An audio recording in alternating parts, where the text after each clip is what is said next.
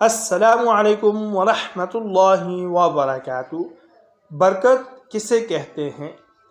ایک چیز مقدار میں کم ہو لیکن اس کا فائدہ زیادہ ہو، اس کو برکت کہتے ہیں۔ جیسے قرآن کریم کے الفاظ کم لیکن اس پر ملنے والا اجر و ثواب زیادہ ہے۔ قرآن کریم کو وَهَذَا كِتَابٌ أَنزَلْنَاهُ مُبَارَكٌ کہا گیا ہے۔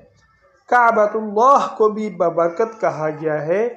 دیکھنے میں کعبۃ اللہ ایک گھر ہے لیکن پوری دنیا کے مسلمانوں کے لیے بہت بڑے اجر و ثواب کا ذریعہ ہے۔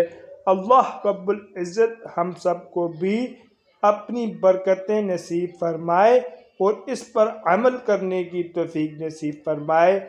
رمضان المبارک میں قرآن مجید کی زیادہ سے زیادہ تلاوت کرنے کی توفیق نصیب فرمائے۔